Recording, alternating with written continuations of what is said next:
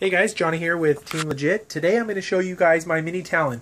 I've got the wings for the larger Talon over there and the airframe sitting over there. I haven't had a chance to finish it yet, but today we're going to talk about the mini Talon. So this is the smaller mini Talon. I believe it's 1400 millimeters wingspan. I'll put the details in the specs below. So for my setup, I'm going to be using the 9-gram metal geared servos all around, and I'm using a T-motor 1250 kV with a 8x4 APC prop. I found that with this setup, I'm only drawing 20 amps at full throttle, and I did already made in this aircraft with this setup and the payload that I've got in there already, and it was flying amazing. At full throttle, only draws 20 amps, so half throttle you can expect about 10 amps, and I'll be running this with a 3000 milliamp 4-cell. With that setup, I should be able to get about 15 to 20 minute flight time easily. So let me show you the insides here, and with that said, about the power system, it's very fast. This aircraft likes to fly very fast. I tried to slow it down a little bit. It didn't have any bad characteristics, but it just does not like to fly slow. So in this setup, I've got the Cyclops Tornado OSD. Now, normally I would have chose the Storm, but I wanted to try out the waypoint functions of the Tornado OSD. There is some discussion about the Tornado OSD getting a computer interface so you can upload the waypoints onto the SD card that goes here on the side where you can see it says TF for the SD card. So real quick, it's a very simple setup. I've got my Dragon Link receiver back there, the 12-channel receiver, with the jumpers going straight into the Tornado OSD. The Tornado has inputs for your aileron, elevator, rudder, and throttle, so that's all in there. I've got just a little 5-volt capacitor I like to run if I'm adding a bunch of equipment in there. It's just an added safety feature I like to run. I don't know if you can see back there. I had to get the VTail mixer because the Tornado OSD does not offer VTail mixing at the time. I have made some suggestions to the developers to implement the VTail mixing. I've got my 5-volt, 5-amp Turnigy UBEC over there. I don't need more than that. I'm only running 4 servos, so I didn't really feel the need to run anything bigger than that or put the Castle 10-amp in there that I normally run. Here I haven't glued in yet, but this is also a 12-volt, 4.5-amp UBEC. The reason for the 12-volt is because I've got a 4-cell setup, and if you plug a 4-cell into the Tornado OSD, you will fry it.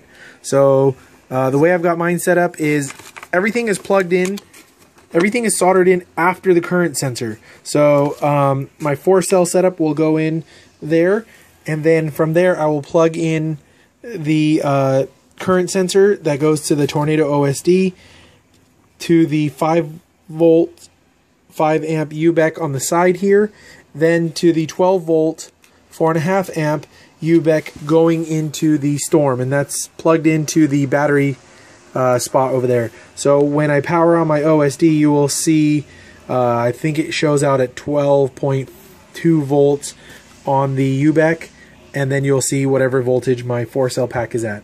So this is my current setup. I haven't had a chance to figure out what I'm going to do for the camera pod yet. I think I'm just going to mount a PZO 420 right here, just hot glue it into the front, run my wooden tray that came with the aircraft, and just zip tie or Velcro down a GoPro on the front. I don't think I'm going to put pan and tilt on this small of a model.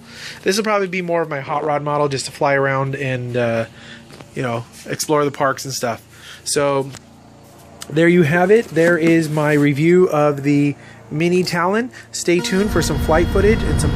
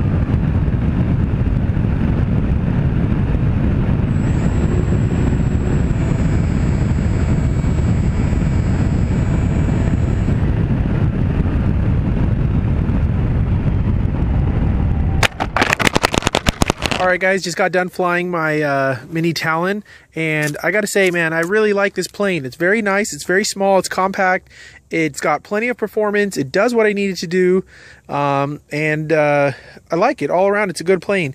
I want to show you a couple of the modifications I made to the plane and to the OSD that I have in here. I put a couple pieces of basswood here. I try to paint them white because I noticed every time I would lift the hatch, this part right here would start to bend, and it was getting flimsy, and I didn't want it to break. I also did put a piece of my favorite heavy-duty packaging tape over the top here, just to give it a little bit extra strength to the canopy. If you look inside, I've got the Cyclops Tornado right there. I went ahead and grabbed some fuel tubing.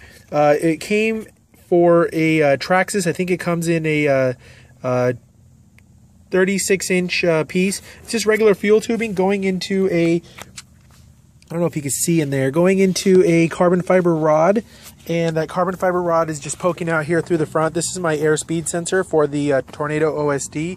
I really like it. The airspeed sensor seems like it was working when I kicked it into PA mode or autopilot mode. It took over the throttle and it was managing it pretty well. I did have a little bit of a breeze earlier when I flew it, and it did very good. It was locked in. It was very stable. Another modification that I did is I actually just took the front of the nose on the mini Talon. It used to come down kind of curved here. I just cut it and I tucked away the PZO 420 in there. It's got, you know, about 1.5 inches, 2 inches of ground clearance. I didn't seem to have any problems when I was coming in for landings. This camera is a little bit older, so it's got some nicks and scuffs on there, but that seemed to work out pretty well. I managed my GoPro, I mounted my GoPro right up on top, just stuck it in there. I don't want to use pan and tilt on this. I'm just going to use this for my quick flying and quick deployment FPV. One thing that I'm using a little bit different, I've never used before, is the 2.4 gigahertz immersion 500 milliwatt transmitter. These are elusive, can't seem to find them anywhere. I managed to get my hands on one. I also got the matching RX module.